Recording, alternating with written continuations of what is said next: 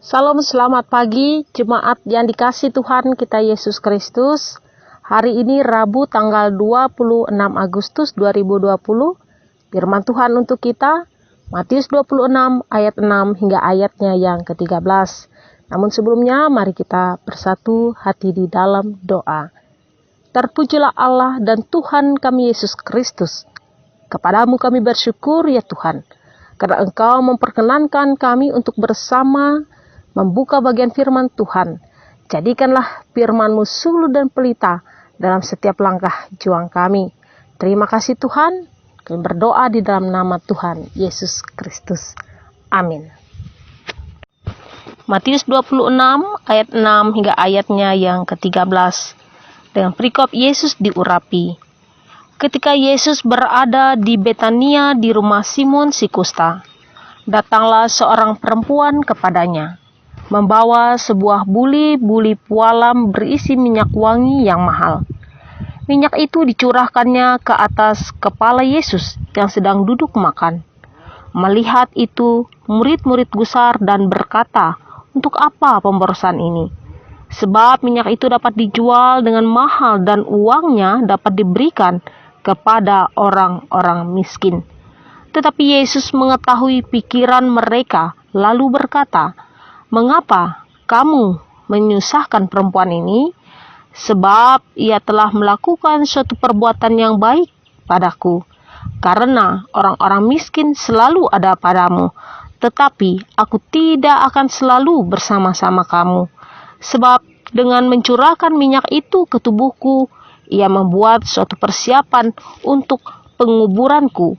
Aku berkata kepadamu, sesungguhnya di mana saja Injil ini diberitakan di seluruh dunia, apa yang dilakukannya ini akan disebut juga untuk mengingat dia." Amin. Untuk firman Tuhan. Saudara-saudara, jika dalam bagian-bagian sebelumnya Yesus menegur dengan keras ketidakpekaan orang-orang Yahudi tentang penggenapan janji di dalam dia, maka pada bagian ini Yesus memuji kepekaan seorang perempuan di dalam mempersiapkan pemakamannya. Seorang perempuan yang dengan segenap hatinya memberikan urapan minyak wangi kepada Yesus sebagai tanda bahwa Yesus akan segera dimakamkan. Mengapa? Dia bisa mengetahui saatnya. Karena Tuhan memberikan kepada dia kepekaan telinga yang cepat untuk mendengar. Jika para pemimpin agama Yahudi tetap mengeraskan hati meskipun Tuhan telah memberikan firman-Nya berkali-kali tentang hal ini, tetapi mata mereka tetap buta dan telinga mereka tetap tuli. Itulah sebabnya nubuat Yesaya telah tergenapi di dalam kedegilan mereka yang terus-menerus melawan. Dalam Yesaya 6 ayat 10 hingga ayat 11. Mereka melihat tetapi tidak mengerti. Mereka mendengar tetapi tidak menanggapi. Bagaimana dengan para murid? Para murid juga tidak mengerti seperti Maria perempuan ini. Mengerti. Mereka melihat bahwa membayar uang sangat mahal untuk minyak wangi, lalu membuang minyak wangi itu merupakan pemborosan. Benarkah ini pemborosan? Tidak. Mengapa? Saudaraku, karena telah tiba waktunya bagi Yesus akan mati di kayu salib dan tidak ada seorang pun yang mengerti dan memberikan persiapan simbolik seperti perempuan ini. Maria tidak dianggap penting, tetapi semua orang yang dianggap penting gagal melakukan apa yang dia lakukan, yaitu mempersiapkan kematian Kristus. Bahkan para murid yang berulang kali mendengarkan ajaran Yesus tetap tidak memahami apa sebenarnya akan dilakukan oleh Yesus. Mereka melakukan persiapan untuk penobatan sang raja dalam Matius 21 ayat 1 hingga ayat 6. Tetapi tidak melakukan persiapan untuk kematian sang anak domba.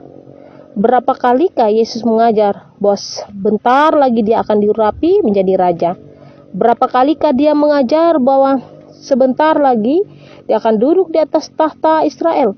Tidak pernah sekalipun. Berapa kalikah Yesus mengajar bahwa dia harus disisa dan mati? Berkali-kali. Tapi yang manakah yang digantikan para murid?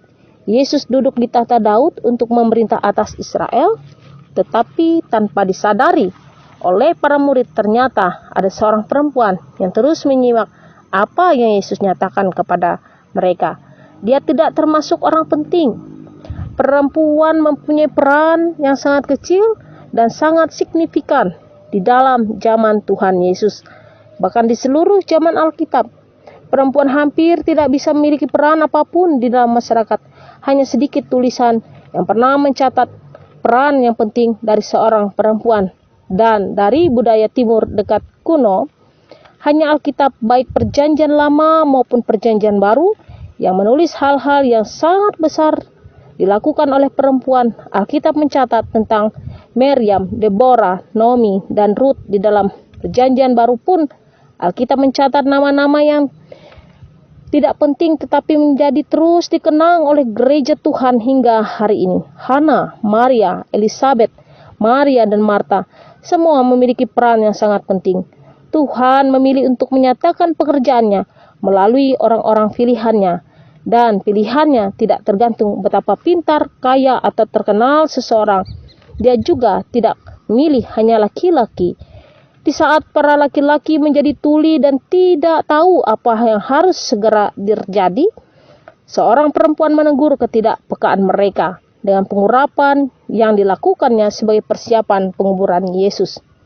Saudaraku, apa yang dilakukan Maria sang perempuan yang mengurapi Yesus ini adalah hal yang sangat penting. Dia satu-satunya dari begitu banyak orang yang menyadari bahwa Yesus akan segera mengorbankan nyawanya.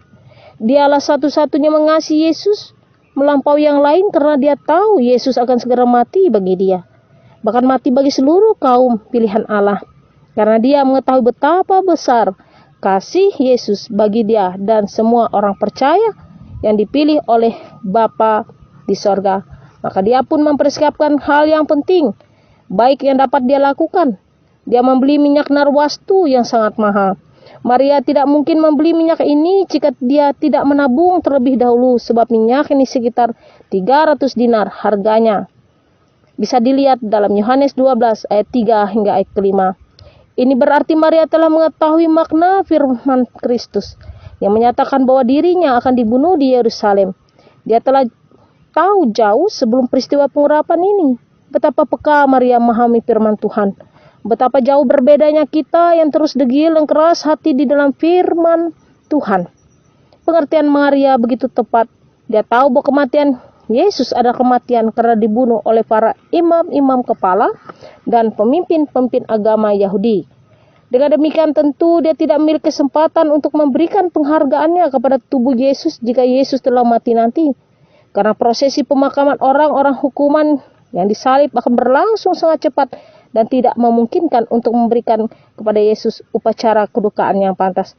Maka Maria mempersiapkan prosesi itu pada waktu makan bersama. Berarti Maria bukan hanya tahu bahwa Yesus akan mati, tetapi dia juga tahu bahwa Yesus akan mati di tangan bangsa-bangsa lain oleh karena kebencian dari bangsanya sendiri. Dia tahu dan dia mempersiapkan penguburan yang pantas bagi Yesus. Tanpa bicara, tanpa membanggakan diri, Maria segera bertindak. Menyiapkan uang selama berbulan-bulan lalu membeli minyak yang sangat mahal itu yang dicurahkan kepada Yesus. Yang tidak mengerti pasti akan mengatakan, mengapa buang-buang minyak mahal ini? Tetapi setelah mereka tahu makna simbolik yang dilakukan Maria, barulah mereka tahu bahwa waktu yang dipilih Maria dan cara yang dilakukannya memang tidak bisa lebih baik lagi. Waktunya tepat dan tindakannya tepat. Saudaraku, biarlah kita mempelajari kepekaan seperti ini. Bagaimana caranya? Hal pertama adalah kerinduan untuk mengerjakan sesuatu untuk Tuhan. Kerinduan yang maksud bukan segera ingin sekali-kali melayani, tetapi kerinduan untuk seumur hidup dikuasai oleh tujuannya, hanya mau menyenangkan hati Tuhan. Entah bekerja, entah studi, atau entah kita berada di keluarga, di tengah-tengah masyarakat, ataupun di dalam gereja. Kita didorong oleh keinginan mau menyenangkan hati Tuhan. Dari sinilah Tuhan akan membukakan kepada kita kehendaknya. Tuhan akan memberikan hati yang peka terhadap firman-Nya. Tuhan akan menyatakan dirinya dan memberikan pengertian kepada mereka yang mau menjalankan kehendak Allah. Siapa yang takut akan Dia? Siapa yang rindu menyenangkan hatinya? Siapa yang rindu menjalankan kehendak-Nya? Tuhan akan mendidik orang-orang seperti ini dan membentuk mereka dengan pengertian dan kepekaan akan kehendak Allah. Orang-orang seperti ini mungkin tidak terlihat menonjol, tetapi Allah sangat berkenan. Tidak ada yang tahu Dia akan melakukan hal-hal yang besar untuk kemuliaan nama Tuhan. Tetapi ketika waktu Tuhan tiba, Dia yang paling cepat dan paling tepat berespon. Tapi siapa yang hidupnya terus-menerus mengejar ambisi-ambisi liar, berpusat pada diri dan tidak mempedulikan kehendak Allah, bagaimana mungkin Allah mau membukakan kebenaran dan kehendak-Nya kepada orang-orang seperti itu? Biar kita belajar untuk menjadi seperti perempuan ini, dengan tekun mendengar firman dan dengan rindu mau menyenangkan hati Tuhan. Amin untuk firman Tuhan, dan kita berdoa. Terima kasih atas firman-Mu Bapa pada kesempatan pagi hari ini. Biar Engkau membuat kami untuk lebih mengerti dan dapat mengerjakan kebenaran dalam setiap hidup kami, dan ajarkanlah kami untuk setia melakukannya. Diberkatilah jemaat-Mu di kawasan resort GKM Puruk Cahu, secara khusus jemaat BIHA, biar mereka semakin bertumbuh dalam iman dan pengharapan mereka. Terpujilah Engkau ya Tuhan, dalam nama Tuhan Yesus Kristus yang berdoa dan bersyukur. Bapa kami yang ada di surga, dikuduskanlah namamu, datanglah kerajaan-Mu, jadilah kehendak-Mu di bumi seperti di surga. Berikanlah kami pada hari ini makanan kami yang secukupnya, dan ampunilah kami akan kesalahan kami, seperti kami juga mengampuni orang yang bersalah kepada kami. Dan janganlah membawa kami ke dalam pencobaan, tetapi lepaskanlah kami daripada yang jahat, karena Engkaulah yang mempunyai kerajaan dan kuasa dan kemuliaan sampai selama-lamanya. Amin.